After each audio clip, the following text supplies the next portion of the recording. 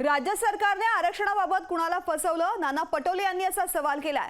राज्य सरकारने कुणाला फसवलं? खुलासा करावा। सरसकट आरक्षण देणार होते त्याचं काय झालं असा सवाल त्यांनी उपस्थित केलाय। जरांगे पाटलांचं उपोषण मुख्यमंत्र्यांनी सोडवलं, त्यावेळी दोन्ही उपमुख्यमंत्री का गेले नाहीत?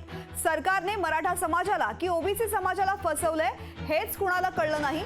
नेमकं आरक्षण कुठून दिलं? सरसकट आरक्षण देणार होते त्याचं काय झालं याचा खुलासा राज्य सरकारने करावा अशी मागणी नाना पटोलेंनी केली आहे।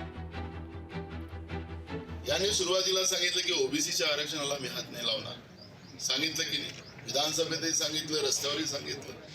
मग आता तुम्ही आरक्षण दिलं असं म्हणता, तर कुठून दिलं ते तुम्ही स्पष्ट केलं पाहिजे। तुम्ही सरसकट आम्ही देऊ असं सांगितलं होतं मराठा समाजाला, तर ते पण नाही दिलं। माझा सवाल असा आहे की मराठा समाजाला फसवलं की ओबीसी समाजाला फसवलं, सरकारने खुलासा केला पाहिजे। पटोले साहेबांनी सरकारचा अध्यादेश वाचावा। आता त्यांच्या पायाखालची वाळू सरकणं साहजिक आहे। त्यांना असं वाटत होतं की हा तिढा सुटूच नये आणि ओबीसी आणि मराठा समाजामध्ये वाद लागावे, पण सरकारने एक गाव दोन तुकडेच केले। ओबीसीच्या आरक्षणाला धक्का लागू दिला नाही आणि मराठा समाजाला पण न्याय देण्याचा प्रयत्न केला।